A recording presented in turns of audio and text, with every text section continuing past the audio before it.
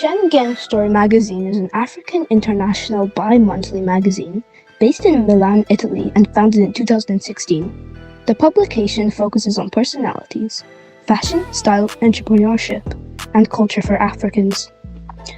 The article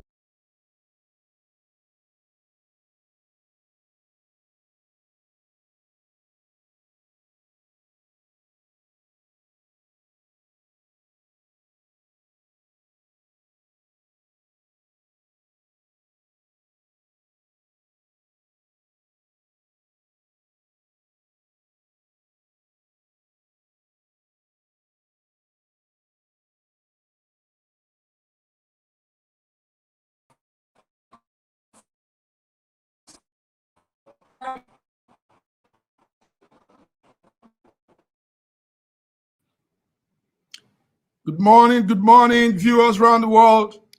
We are back on today's edition of News Echo, Schengen Story News Echo, beaming to Europe and Nigerians globally. We're happy to be here again, giving news updates, refreshing the minds of our listeners and viewers, and that's what we do. And we try our best to give you the best. So joining as usual is my colleagues, news researchers, and they are in the UK. London is Ambassador Nat Yako. Ambassador Nat, welcome, sir. Thank you very much, and good morning, everybody. Good morning. Thank you. Nice to be here again today. Yes, sir. Wednesday, 16th of March. 16th of March 2022. Thank you.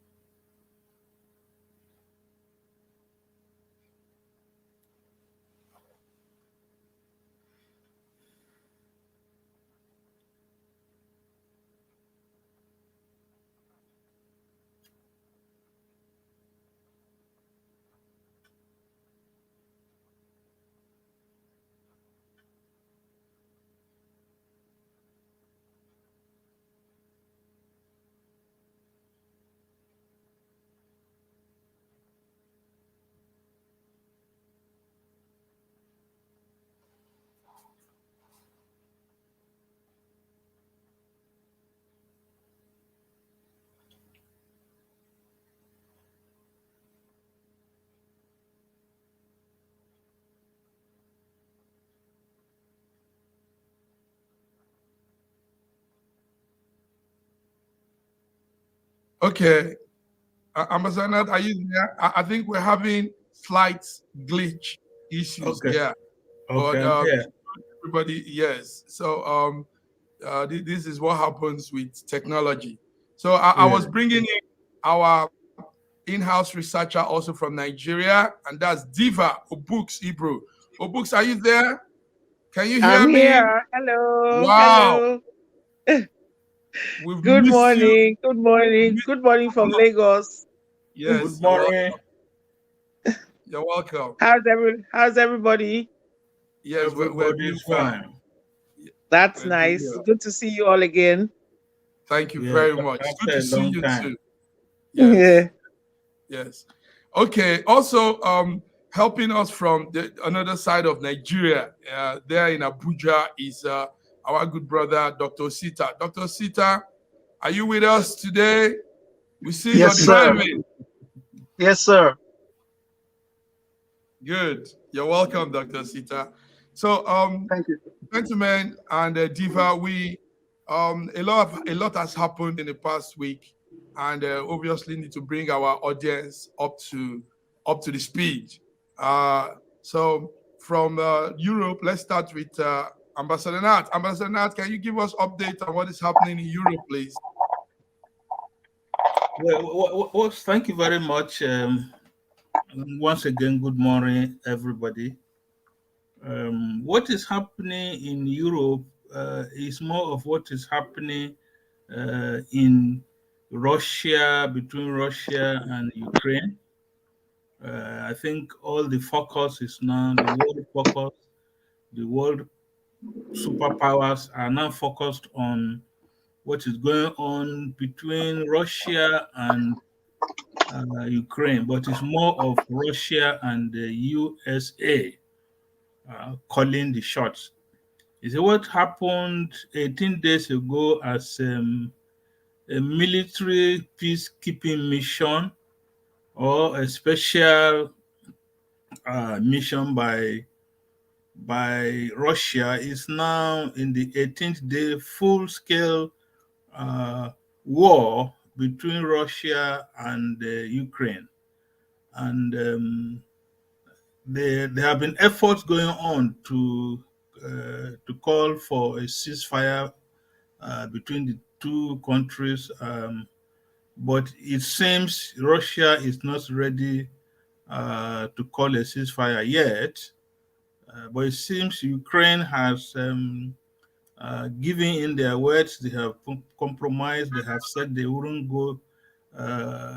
They wouldn't sign up to be with NATO again, and even the European Union. But it seems Putin is not listening. He's not hearing. He's not seeing. He's dumb, and the destruction of life and property is going on in Ukraine. My heart goes out to the children and the women in Ukraine. Some of these graphic pictures we are seeing on our screen cannot even be described. We wouldn't have enough adjectives to describe what is going on. It's sad, it's unfortunate, this calamity to the human race in the 21st century.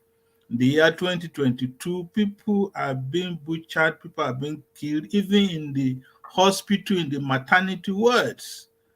So what type of world are we in as we speak? What type of world are we in as we speak? Yeah. Prior to this very sad event, one of us gave a prediction, and that's Diva Obooks. Obooks from Nigeria. You are seeing what is going on, and how is it? How is Nigeria? How is Africa taking this? Having in mind that we had so many students in Ukraine that were stuck in this war, and you said this. I remember a couple of years ago. So how is it going? How are you monitoring this from your corner? Well, again, hello everybody. Greetings from Lagos, Nigeria. It's good to be back on the show. I've been traveling a whole lot, so it's been a little bit difficult logging in, but here we are, thank God. So, like you rightly said, a couple of weeks ago, when this issue of if Russia was going to attack or not, I brought the issue up as rightly predicted. What's going to happen to the Nigerians over there?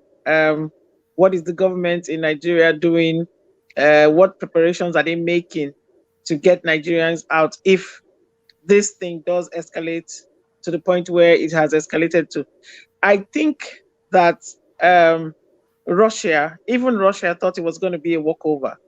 They thought it was going to be a piece of cake. We're just going to go in there, bamboozle the Ukrainians because they don't have as much artillery as we do, and we're going to be in and out of there and just flatten the whole place out. But unfortunately, they've met with a lot of resistance and a lot of aid from the superpowers, as it were. And now it's gotten to the point where it has gotten to. Unfortunately, Nigerians again, and not just Nigerians this time, Africans as a whole. Yes. Africans as a whole are the ones, receiving the worst part of it, because it's got nothing to do with us. It's got nothing to do with students, especially, and they want out. But a lot of kids are still stuck out there, not being able to come out of, this mess that the world, is going through.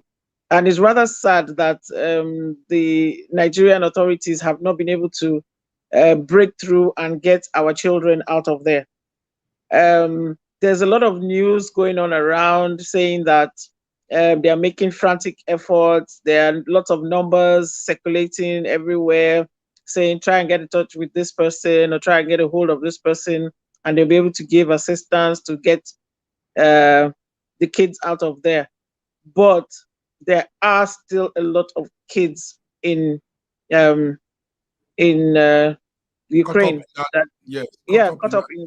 caught up in the madness, and it will do the government very well if they make extra effort to try and get them out from whichever avenue, wherever, whatever neighboring countries they actually, can. Let me give some kudos to the Ministry of Foreign Affairs. Some efforts have been done, but yes, the information we got is parents are actually paying for the tickets and the homecoming for their children and their words. While we're adding this, we still have our man, Dr. Shegun, the coordinator of this, the host of this News Echo.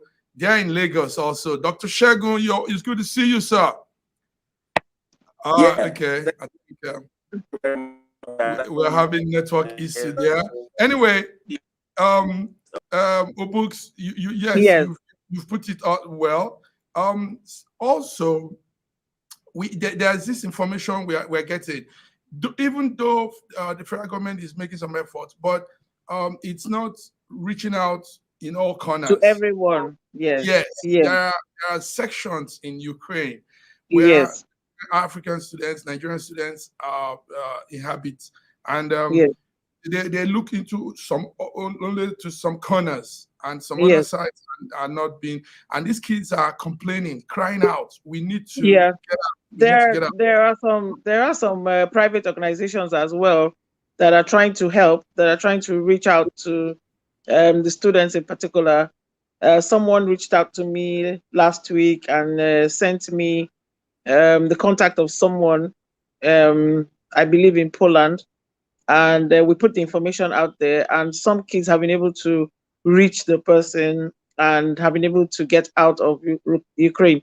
What they are doing is they're providing a temporary accommodation, food, and things like that for kids who they're able to pull out of the country, at least temporarily, until they find a way to either to get back to Nigeria or wherever, because they're not just offering the service to Nigerians alone. They're offering the service to practically anybody, even Ukrainians that can get out. They're not being racial or discriminative about it.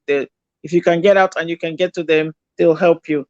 So so we put out that information last week, and some people have been helped by that. Yes. So I understand some other apart from these guys, there's some other organizations as well that have been trying to help individuals survive this horrible situation.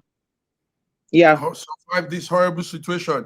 I come back to Ambassador Nat. Ambassador Nat, it's a shame that yes, Ukraine is not a member of NATO yet, but they are Europeans, and the Europe connectivity is a very strong one. So why is it that UK Europeans are not even at least coming to the aid of this whole thing? In our eyes, we're watching children die. In our eyes, we're seeing human beings like us die. Ambassador Nat, what is happening? Why is UK, everybody's just talking? Everybody's just making analysis and talking. Nobody's really going out there and putting out a rescue plan. Ambassador Nat? Thank you very much. Before the fall of the Berlin Wall, what we had is a world that was involved in a cold war of ideologies, East and the West. After the fall of the Berlin Wall and after the fall of the Cold War, what we now have is cold peace, and the economic interest of each country has taken paramount premium on dealings with nations. So every word is about trade and commerce, and all other things seems to be secondary. And so, in this period of the Cold Peace, Cold peace. Russia, especially with people like Putin in charge of Russia, he still has this old good days idea of the Soviet Union, and that is what Putin has been trying to do the past 20, 15 years. And he saw opportunity starting with Georgia, coming to Crimea, coming to the two areas that very close to Shia, trying to declare their independence. And Putin came in as trying to maintain the peace, trying to send in the military to maintain the peace, and it seems the West was not watching. They were watching. USA had an idea of what Putin was trying to do to invade Ukraine, and now that he has invaded Ukraine, we all know that Ukraine will never be the same again. And because Ukraine is still very central to east of Europe, especially being the breadbasket of the former Soviet Union, the headquarters of the arms, and all you need to do to make sure you maintain your balance of in war were all centered around Ukraine. And this is what Putin is looking for. Putin is making sure that gradually, no matter how slow it is, that maybe one day he can recreate the Soviet Union. And this is exactly the message he's putting out. But we know that that's impossible. Yeah. Our colleague from UK that is presently in Lagos is having issues, but he's trying to join us. Dr. Shagun, are you there now? Dr. Shagun, we want to hear from you, and also our colleague in Abuja, driving all the way to Asaba this morning, is also here with us. Dr. Shagun, are you there? Can you hear us? Oh, there. Okay. Yes, it's a network issue. It's okay. This shows that there's so much to do. When there are lapses in things, when humanity experiences lapses in situation, that means there's work to be done, and that makes us do more. So, still talking on the Ukraine issue, devout books. So, what do you think will eventually happen to these students? Because these are our children, these are our students, these are Nigerians, these are citizens of the world. What do you think? Do you think something could be a rescue plan? Well, I think the Foreign Affairs Ministry needs to beef up the arrangements and try to see how they can, get in there and get the kids out. In addition to that, the organizations that are still trying, the private organizations that are trying to help, are just, I think we should just encourage more people who have access to the borders to help, to really help to get our kids out, because otherwise, yes. One problem in such situation is getting the kids, getting the students to a safe zone. Because we know no flight can go into Ukraine. Nobody can go into. So that's what I said. The kids should try to get to the borders, and the people that have the ability or the availability should try and access them from the border, put out as much information as possible, for even individuals, even not just, the government, to see if they can get across to people that are willing to help and keep them in a safe place, at least even until there are aircrafts available for them. The other issue that I wanted to talk about is What about kids whose parents don't have the financial ability to get them back to Nigeria or on these aircrafts? What happens to them? Are they just going to remain in, the bordering countries until Ukraine wakes up? These are issues that have to be looked into.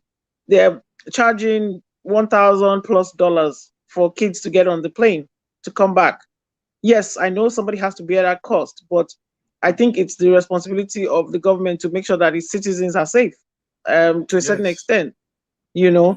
So I think some provision should be made. It should be looked into for kids who can't afford, flight tickets on these air services back to Nigeria.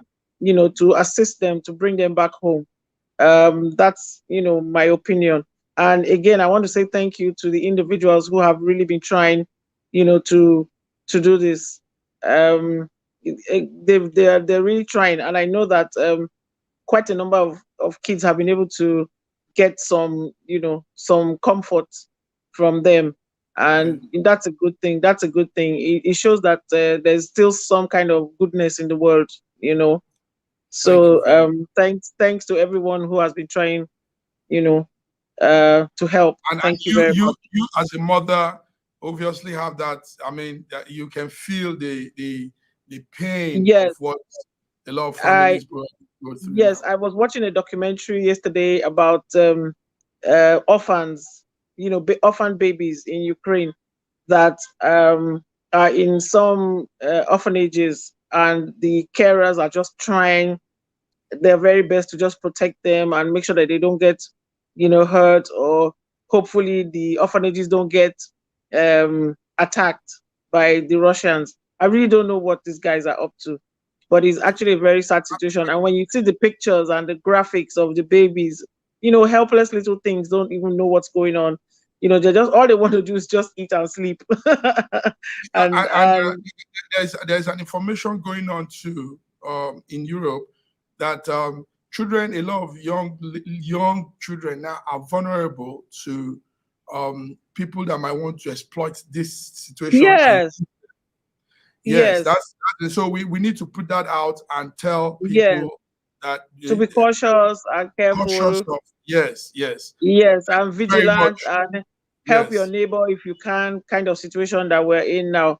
Because yes, there are people that are evil, and even without the war, they've been trafficking kids and just doing all sorts of things. You can imagine what's going on now with kids not being able to attach themselves to their parents getting lost, trying to get away, and all this kind of thing. So war is not a good thing. War is not a good thing at all. And we hope Nigerians are seeing this. Those agitating for war, they are seeing this. Yes. We really need to. We really need to preach peace. We really need to preach peace. Yeah. Thank you very much. It's not worth it at all. Yes, thank you very much. So moving forward, I hope the networks are still now. Dr. Shegun, Dr. Shegun is still trying to connect. I'm bringing back Ambassador Nat. Ambassador Nat, we need updates on what is happening with the security and leadership crisis in Nigeria. Can you bring us to speed what has been happening the past days, weeks? Well, again, it's sad and it's unfortunate that we keep discussing about insecurity in Nigeria and how Nigerians are destroying their own country through these Boko Haram people, ISWAP, the bandits, and the kidnappers, and people killing for ritual killings in the 21st century.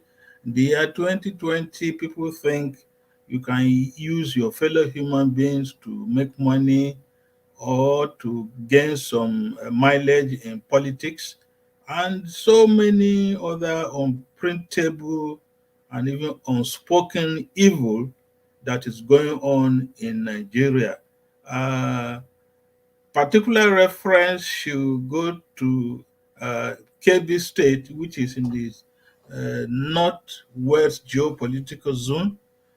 the southern tip of North of Kebbi State, bordering Kebbi State and Niger State. Kebbi State, particularly southern Kebbi, an emirate, Zuru Emirate, Wasagu and Mashegu local government areas have been the epicenter of killings in the past 1 or 2 weeks, and it continues. And even in the northeast, the Boko Haram and ISWAP are still killing people for no reason, harassing the women for no reason, and the farmers, rustling cattle. And so the challenges are still going on and on and on. And for every day, there are new challenges, especially security challenges. And what the government keeps saying is they are doing their best, and it seems their best is not enough. Is not good enough for the citizens in these areas and in Nigeria as a country. And as we approach the electioneering year, we're already in 2022. The political parties are involved in getting their members mobilized, sensitized, and prepared for the primaries, elections, and so many other things. But we have never seen it as bad as it is as we speak at this moment. We've never seen it as bad as it is. Ambassador, do you think there could be a reduction in crime in this whole thing before APC hands over? Because if, as at Monday, the vice president was telling us that the APC and the presidency has done a lot towards curbing terrorism, crime, and all these things in Nigeria.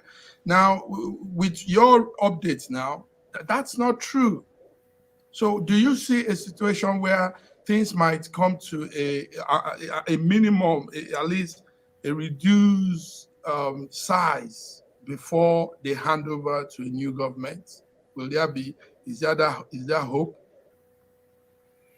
If you remember May 29, 2019, when the PDP handed over the reins of power to the APC, and Buhari became the effective president of Nigeria, his inaugural speech was the issue of security, economic, and corruption.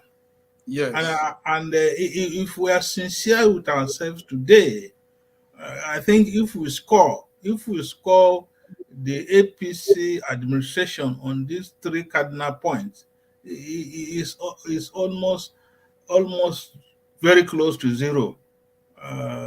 Because let us assume they did something, but this thing they have done, nobody is appreciating. Nobody is not touching the lives of the ordinary man in the rural area, even the people in the urban centers. Life seems to be nasty, brutish, and short. And nobody is appreciating what human life is anymore. With that gruesome death in Kebbi State, it was really that one blew me off. Yes. Seeing the lives of people, Diva Obooks, seeing the lives of people being taken off like chicken. We saw that in Kebbi State not too long ago. How do you see this? You're a mother. The situation is bad. It's not just bad in the rural areas, like Ambassador said. It's bad in the city as well. You know, people have to be extremely, extremely careful. The situation in Kebbi was, I don't even know. The videos that were, the graphic videos that were going around, I couldn't even watch them. I couldn't watch them. And I don't even understand what baffles me about it is I don't even understand the reason for it. What exactly is the cause of killing people like this in this manner? What exactly are the killers trying to achieve by doing all these horrible things? I don't I don't know when Nigeria is going to come to I don't even know if I should use the phrase come to its senses about these so-called killings, ritual killings, and all these other kind of things that they believe will take them to a better place. I think we're still living in the Stone Age or something, and I, the situation makes me cringe. I wonder. I sometimes I sit and I wonder and I think to myself, where do these people get these ideas from? I mean, what makes them think that by doing all these kind of things is going to be better? But again, let's face the government. I don't understand why. Look, I always say something. The security forces, well, at least let me talk about the police, for example. Those guys are hardworking. And if they actually want to crack a case, they go all out and they crack the case. Yes, they know they know what to do. Yes, when they But want to. yes, when they want to, they know what to do. For some reason or reasons best known to them, sometimes they just they're just laid back. No, perhaps no incentive. So I think the incentive for the security officers to really put themselves out there and go after these guys, I think it's an important issue that needs to be addressed. And let us find out why it is that sometimes they're nonchalant about going after these evil people, because for the most part they can make arrests, and they do when they want to. I keep using the phrase when they want to, because sometimes they just can't be bothered, or I don't know if they just can't be bothered, or like I said, maybe the incentive is bad. I don't know, So, but the killings are horrible. They are horrible, and it's not just in Kebbi State. It's everywhere. It's everywhere. Every time you turn on the TV or you turn on, you put your news flash on social media, there's one story or the other. Look at the girl, in Lagos, the BRT story. I mean, that's a government operation, for heaven's sake. How much safer can you be in my public transport if you're in a BRT bus? I mean, that should be like the height of, I'm going to get to where I'm going to. But look at what happened. And now a lot of people are coming out to say, oh, they've been attacked on BRT buses like that, et cetera, because usually it takes only one person to speak up or one bad thing to happen. And then people start speaking up, to say, this happened to me and this happened to me. Just this morning, I was reading a story about a guy and his girlfriend who wanted to go somewhere. They were about to take a boat, taxi, and the girlfriend wanted to get in the front seat or something, and she couldn't open the door or something. So the boyfriend told her to get in the back, and she got in the back, and she noticed that there were no handles on the door there were no inner handles in the car. Yeah, so you can't actually open the door. You can't actually open the door from inside, because the guy had taken out all the handles from the inside, so the doors can only be opened from the outside. And she noticed, she said she first of all noticed that it was on her side. So she looked, to the other door, and she realized that door didn't have a handle either.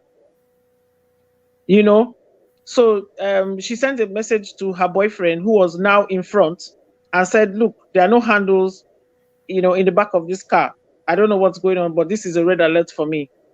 So the boyfriend now sent her a message back, say, make a phone call and, call your sister or anybody, call a friend and tell them that you're in a taxi, blah, blah, blah. You are going from here to there, and let the driver say it loud and clear so the driver knows, that you're in the cab, So she made a call and she said that, and the driver became jittery, So the boyfriend noticed that the driver became jittery.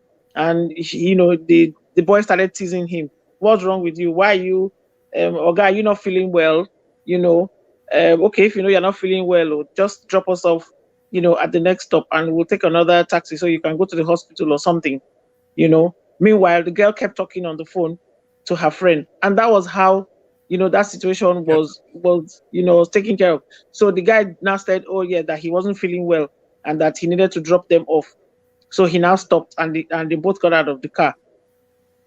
Smart enough, the boy was smart enough to take the number plate, the number of the registration, and then he sent it to Bolt, the company, and said, "There's a car with so and so stuff. You guys need to investigate what's going on." Turns out that the guy that was driving the car was not actually the driver that registered the car, and they had actually been using that car to kidnap and for robberies. Hmm. So there's a lot of stuff going on. There's a lot of stuff going on. But Thank you the very the much. book, It's really good you said this on air, and a lot of people have had this and will yes, hear this. Yes, yes, it's election season, and the crazy yes, thing, like it is in Africa, is election season goes with all these crazy things. Crazy. yes. It goes with all this. Thank you very And much. I'm I made a comment I think last week on the show when I wasn't able to come on, and I said I wonder how many people Biden had to kill. How many sacrifices he had to make to become you the understand? president of. Yes, Exactly. So we don't know where the black man has brought his own mentality from. I don't know. And Thank you where very does a much. man living where That's does a man living in the bush, some guy living in the bush with nothing to call his own, tell you go and kill your mother, or go and kill your brother, and you will I make mean, plenty of money? Why yeah, haven't you killed your own brother to make this money? money. You know, we need to sensitize the people and let them understand that these things don't bring money. It's good You you're know, saying this. This is the first yeah, time Echo is having live and direct words of something to ponder about, to think and reflect. And I mean, we need to. Thank you so much, yeah. Diva Ibrooks. I'll come back Thank to you. our in-house researcher. I don't know, our other colleagues are still having network issues, but we are still all connected. Ambassador, can you bring us up to date with the energy sector? There's crisis in the energy sector in Nigeria. What is it that's happening, Ambassador Nat? Well, it's very difficult to really understand what is going on. But again, if we put it within the context and the content of the Nigerian society, where money is the language people speak, where corruption has taken a stronghold in the national life and the national economy of Nigeria. The oil and gas industry, since its discovery in the 1958 or thereabout, Nigeria has not been the same again. We had those years, the oil boom era of Yakubu Gawan and others, where it was declared that money was not our problem, but how to spend it. That was a statement by General Gawan himself. We have so much money, more money than sense. And so money took over the running of the country. And then this issue of oil subsidy came in. The oil subsidy is more than 20 years old. Regimes after regimes kept saying that it was not the business of government to be in the oil and gas business. All they were to do is to provide a conducive atmosphere for the oil and gas business to strive, since that was the mainstay of the Nigerian economy. But we had our gas flaring. Gas has been flaring as long as we discovered oil. And gas has more money than crude oil. But our leaders, our economic operators, for very selfish reasons and for corrupt reasons, made sure that the oil, the business, the oil and gas business in Nigeria was not transparent. There was no accountability. The NNPC eventually, when they came on board, became the sole importer of petroleum products, and they were also importing too. And we noticed that the oil marketers, the NNPC, the oil marketers, and the government officials in the Ministry of Petroleum Resources were colluding, conniving, and doing things together, ripping off the remaining Nigerians, maybe the 90 something million or 900, the other millions of Nigerians. And it came before, it was there before COVID, but our people are using COVID as an excuse, which is not tenable. And when even Buhari's government says they are going to remove subsidy, they have pushed it on, they have pushed it down to the next government. And now we are faced with a situation where maybe in the next 2 or 3 days, if the situation, the aviation fuel sector, JT1A, if it doesn't improve, Yes. Obooks would not be able to travel from Lagos to Abuja by air because there will be no flights. Onyema, the chief of Air Peace, said that yesterday. That if government doesn't do anything in the next 2 days or so, or maybe by tomorrow, you can't fly no internal flights in Nigeria. So this is how it has become so bad. The PMS, which is the petrol you take from the petrol station, is now going between 600, 700 naira per liter, depending upon where you are buying. Where you're If you are ready to sleep in the petrol queue for 1 or 2 days in the NNPC mega stations, maybe you get at the end of the day at the official price. And so this is the situation we have now found ourselves.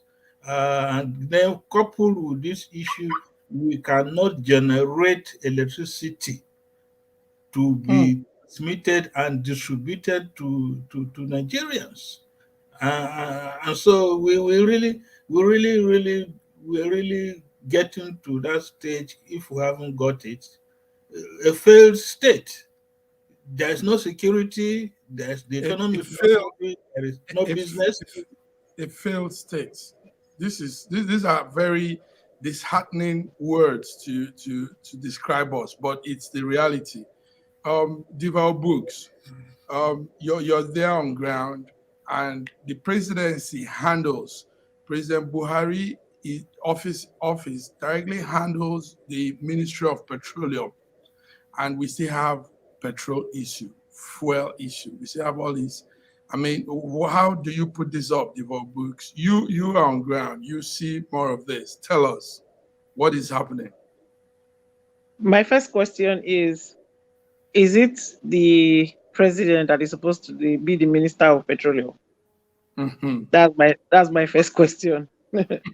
With all the issues that the president has to handle, with security issues, making the decisions of the nation, trying to make sure that the citizens are okay, and we have international relations properly dealt with the war, trade relations with the international, countries, and all of these other very, very important issues. I mean, is it not a bit too much for the president to also be the Minister of Petroleum? I don't know. I think our president might be a superman or a superhero, and he has all this, energy and time to be able to handle the major helms of affairs of our country, and also handle the petroleum ministry. Well, having said that, I'm sure he's having sleepless nights, irrespective. But as far as the crisis of energy in Nigeria is concerned, is sad. And unfortunately, I don't have a solution for us. With the technology that is going on around the world, renewable energy, waste to energy, we're a wasteful nation. We are a wasteful nation, unfortunately. And you could use those terms literally and in other contexts. Wasteful in the sense that we have a lot of resources, just like Ambassador said, we're not putting them to good use. So we are wasteful in that manner. The other kind of wasteful I'm talking about is that we generate a lot of waste. Just the number of pure water sachets on the streets.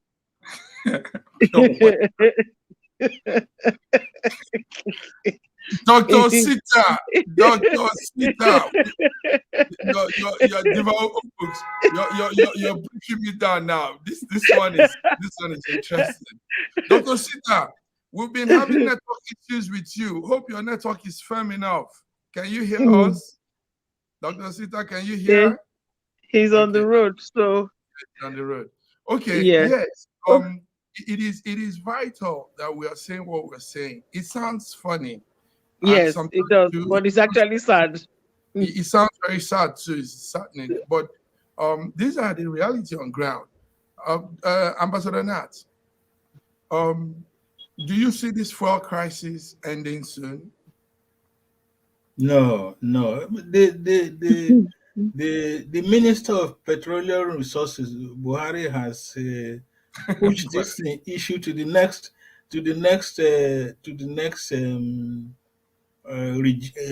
government. So no matter what happens, he's not even dreaming or thinking about the challenges in the energy sector, since he's not going to be there maybe in the next less than 1 year. He wouldn't be there. And again, I think we really need to respond to a book's question. Yes. The president of Nigeria has no business in being in allotting himself to be Minister of Petroleum Resources. I can see vividly and mentally too when he was swearing in ministers on May 29, 2015. No, 2016. It took him almost a year without ministers. The day he was swearing them in and they were signing the register, and it came to Minister of Petroleum Resources, he declared himself as the minister, which is unconstitutional. If he wants to be Minister of Petroleum Resources, he should have gone for screening. The Senate should have screened him, and that is what the Constitution says. Because here is somebody who has failed on all his three cardinal points, and he's talking of is the Minister of Petroleum Resources. I don't know what that means. I don't speak English language. Maybe it's another language. Maybe books can speak that. Maybe a book. Maybe I will speak Urobo for you, so you'll understand. you don't speak Urobo, do you? I will force myself. Okay, go ahead. It's not happening. It's not happening. We're moving forward. There is a very serious political crisis in the major political parties in Nigeria, and bearing in mind that election is coming soon, and we need to get our acts right. I mean, we can't fumble into the elections. Things can be wobbling, blah, blah, blah, blah, and we just come into election. So what is happening there? Let me begin with Deval Books. You're on ground. I know you're a member of APC. I don't know if you want me to say that. What is happening politically and this crisis? We wake up every day with this one will start his own. Wike will say his own. Edo State will say their own. Everybody's just mumbling and jumbling, and what is going on in our country with the politicians. I said to somebody yesterday that the real Nollywood in Nigeria is in our politics. Exactly. The drama is on ending. It's too much. It's too much. Okay, so with APC, which is my party, our convention, we don't even know if it's going to hold or not. There's 200 and something cases against, good surrounding the party. Okay. Some people say it's a go, and some people say it's a no. There's supposed to be a meeting tomorrow between INEC and the stakeholders of the party to come to a resolve. Now, the question is, why all the confusion? Why all the confusion? Because the confusion in both parties is, I believe, something that we've had to deal with in Nigeria for so long. Personal interests. Okay. Everybody is concerned about how are certain things going to be favorable to them. I want to be the president. I want to be the national secretary. I want to be the national chairman. How do I plot the graph for it to be favorable for me and not for the masses, as it were, quote unquote? I think this is the major issue that we have in all our political parties in Nigeria. And the truth of the matter is that if a party does not come together, the members of a party, the national officers don't come together, make a unified decision, the party is going to fall apart. That's correct. If I were the opposition party, I would certainly take advantage of the fact that there's disunity in the other one. Having said that, that's APC. PDP have their own problem too. As we speak, I cannot even begin to think who they are going to put forward as a presidential candidate. I don't know. Because today is this story, tomorrow is Atiku. Wike says, who is Atiku? Is it his birthright to be the presidential candidate for PDP for life? It's not his birthright. There are other people. Is it going to be zoned to the south? Are they, the confusion is too much. But we hope and we pray that, we get to a unified solution very soon. We're still watching.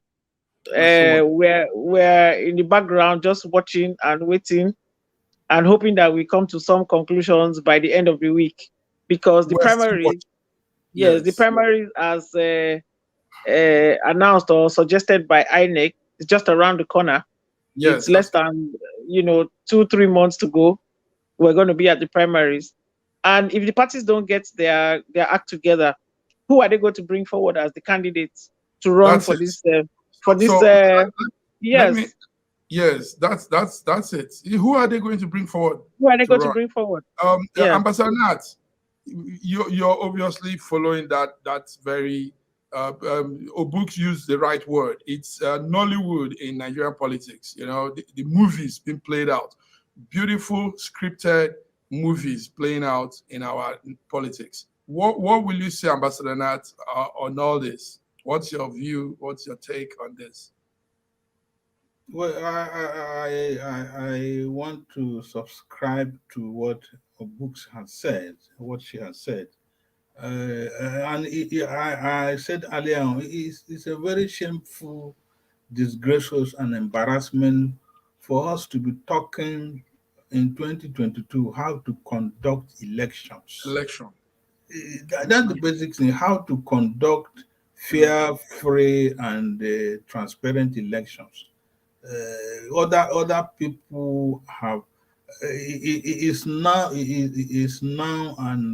a supersonic thing to conduct elections in some places. They do it in few hours, and you know the result already. But we take 4 years to start campaigning. Immediately a new government comes in, that's the day people start campaigning for the next, who is going to get this, who is not to get that. Yes, And people, the politicians who are the main stakeholders, are not doing anything for anybody. This is for their own greed, aggrandizement, and exactly. That was selfishness that was they are what doing that they are doing all this, because yes. when they get into these positions, they forget the voters, they forget their followers, and it is me, and me, and maybe their family, or maybe the large extension of the family. And we are not even playing politics. We're playing politics of campaigns, and not even governance. Nobody even is talking about governance. The people that get into positions are not even qualified to have got there to start with. If the River State people knew that Wike will be this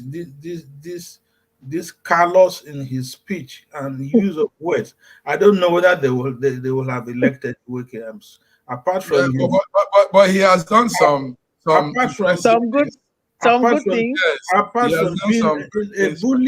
bully doesn't do anything apart Yeah, from he's bullying other he's people. dictatorial. Yes, yes, Because that is what Mr. Project has come to be known now, Mr. Bully, and the language from his mouth. Oh man, oh boy. absolute power corrupts. Absolute power. Not fit for gutter language. Yes, that's what we see. It's That's what sad. we're seeing It's now. sad. It's sad. It's very He sad. wants to become the president of Nigeria. It's very sad. So Is it how he's um going to behave when he becomes president? thank you very much. We have a few minutes. We have a few minutes to round up. Okay. What would be your take, your views on all these situations? Let me start with Ambassador Nat. Ambassador Nat, um, well, the Ukraine situation looks like it will be winding up. We hope so, because with the man's speech yesterday, that means they are almost like surrendering. You know, he said now they know who their enemies are and who the foes are. And it's obvious that NATO has disappointed them, and they didn't know it would turn out like this. So what that means is he's giving in to Russia.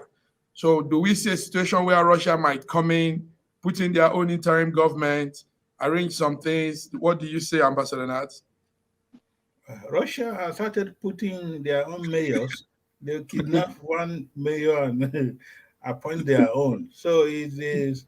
I think the president of Ukraine might just get a airlift very soon, maybe To from America? America, and it's Yeah. gone. And then the Ukraine people will be left. Or Israel can take him. He's waiting for. No, Israel is Yes, waiting for him as to an come Israeli citizen. back home. But Yes. honestly, in a way, this is what the world has become today, and that the world will never be the same again. The world, Ukraine is gone. Ukraine is gone, yes, the never world to rise anymore. anymore. It's Thank you sad. very much. We cry Give our we cry. books. Situations in Nigeria. What do we expect to see? What could be a new thing unfolding as 2023 also draws close? Well, we in Nigeria we like to pray. A lot. So we pray and we hope that the political parties can get their act together and let us see a new Nigeria with better leaders that don't throw daggers at each other, but try to work together to make our country better. This is what we hope for, and I am hoping that Mr. President will take a more a stronger stand on certain decisions that need to be made. concerning the politics and the elections coming up next year. We just need to step up our game and try to have a better country. We can't just be talking, running up and down like we don't know where we're going or what we're doing. The sad thing for me is that we are exposed. Our leaders, a lot of our leaders are exposed. They know what's going on all over the world. They see how other economies are run and how other governments work. I don't understand why we cannot input those kind of policies and those kind of practices in our own country. So let's hope and pray that we get on with this and we make it better. Let's hope and pray we get on with this and make it better. Beautiful words.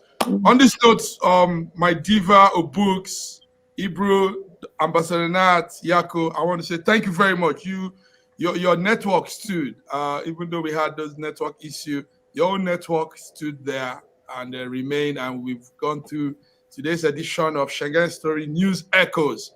And we hope our viewers have taken one or two things in, hoping to join next week. Thank you very much. You guys have a beautiful week. See you when we come your way again.